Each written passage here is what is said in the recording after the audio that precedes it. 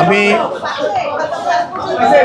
19 তারিখে, এই মাসে 19 তারিখে ব্যাংককে গিয়েছিলাম আমার মেডিকেল চেক আপের জন্যে।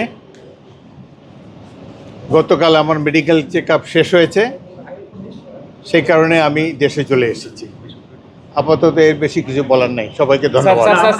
স্যার, একটা বড় বিষয় নিয়ে অনেক গুঞ্জন চলছে যে রাষ্ট্রপতির পদত্যাগের বিষয়টা, আসলে স্যার এটাকে আপনি কোনো বিষয়ে অবগত নাকি?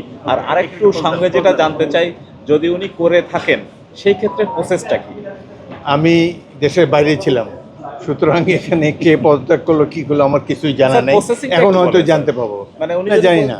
মানে স্যার কি, যদি রাষ্ট্রপতি যদি পদত্যাগ করেন তাহলে স্পিকারের কাছে পদত্যাগ করবেন এবং আগামী 90 দিনের মধ্যে জাতীয় সংসদ একজন নতুন প্রেসিডেন্ট নির্বাচিত করবেন। এই হলো সংবিধানের পজিশন। ধন্যবাদ।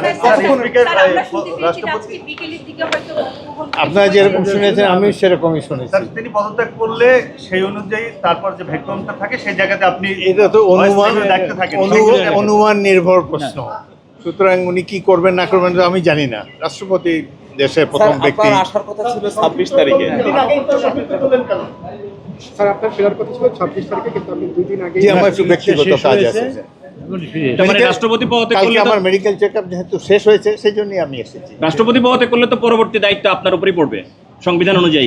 এটা একটা ট্র্যাডিশনালি বাংলাদেশের সংবিধানে লেখা আছে, যখন রাষ্ট্রপতি পদত্যাগ করে তখন অ্যাক্টিং স্পিকার হিসাবে, অ্যাক্টিং রাষ্ট্রপতি হিসেবে স্পিকার দায়িত্ব পালন করেন। বাট মূল রাষ্ট্রপতি নির্বাচন করে জাতীয় সংসদ, সেটা 3 মাসের মধ্যে করতে হয়। এটা হলো সংসদের পজিশন। Thank you. ধন্যবাদ। Thank you sir. আর এদিকে স্যার,